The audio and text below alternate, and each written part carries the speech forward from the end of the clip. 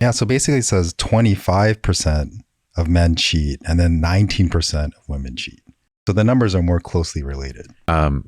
I felt like that's more realistic now based on clinical experience than the older statistic. And basically, I think she was basically concluding that it's because of social constructs. So when you look at the older studies, the whole traditional norm of marriage, the sacrament of marriage, the woman trying to get married, so then they're more faithful in general versus the men or before you get married, you got to explore and you got to have your fun. So there's a lot of cheating that takes place at a younger age. And eventually you try to settle down. So a lot of that is related to the whole social construct of men and women. Whereas the newer study, that kind of sacrament is kind of going away.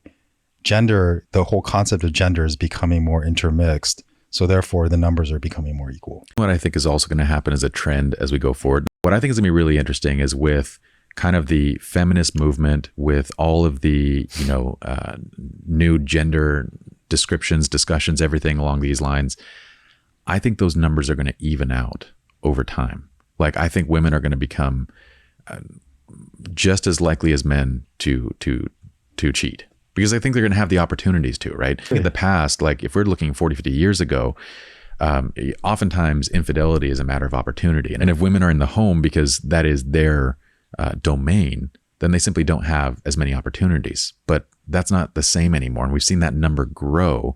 And I think it's going to continue to grow as everything becomes more equal and there's, gender equality across everything. And I think it's just going to be simple as everyone cheats.